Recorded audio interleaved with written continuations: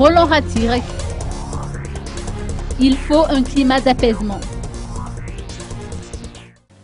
Plusieurs projets de développement sont en cours, mais ils nécessitent un climat d'apaisement, a rappelé le ministre des Travaux publics, Roland Ratirek.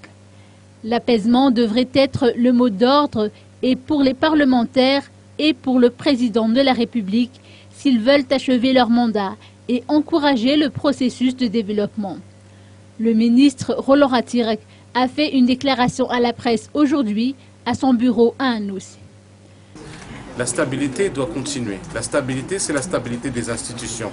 Les institutions, ça comprend la présidence de la République, ça comprend l'Assemblée nationale, ça comprend le gouvernement et toutes les autres institutions. Pourquoi? La stabilité est une gage de réussite. Si on n'est pas stable, si le président ne termine pas son mandat jusqu'en 2018, il y a une fragilité de la nation et cette fragilité, elle ne donne rien, aucune garantie pour l'avenir de la nation, pour les 50 ans à venir, pour les 20 ans à venir. Il faut qu'on pense à l'avenir des Malgaches, il faut qu'on pense aux enfants et pour ça, il faut qu'il y ait une stabilité des institutions et j'insiste. Personnellement, je trouve que cette constitution est la plus mauvaise constitution que nous ayons eue depuis l'indépendance. Mais que voulez-vous, nous devons vivre avec cette constitution.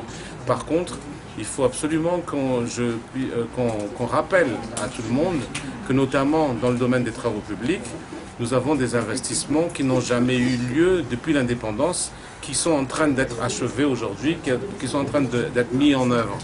Si je rappelle tout simplement la RN4, la RN6 qui seront réhabilités entièrement, tous les ponts qui seront réhabilités cette année et pour les années à venir, on va à peu près investir pas moins de 500 millions d'euros dans les infrastructures routières et surtout, on a un costing qui est 3 milliards de dollars donc pour faire toutes les routes de Madagascar et moi j'estime que d'ici 2 ans, on pourra au moins avoir 1,5 milliard 500 millions de dollars, c'est-à-dire terminer toutes les routes dans 2 à 3 ans, si et seulement si il y a la stabilité.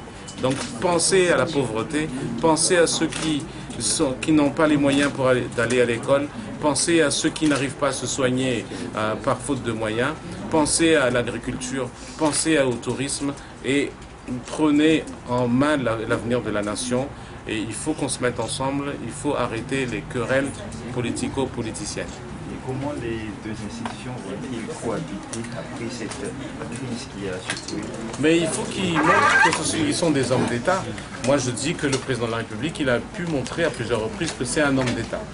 Donc les députés aussi, il faut qu'ils arrivent à mettre leur rivalité vis-à-vis de l'institution qui est la présidence.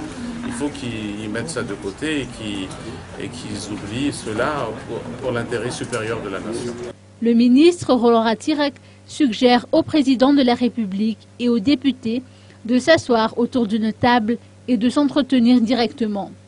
Notant que l'information qui a circulé hier, comme quoi Roland Ratirek aurait démissionné de son poste de ministre, n'était qu'une simple rumeur sans fondement.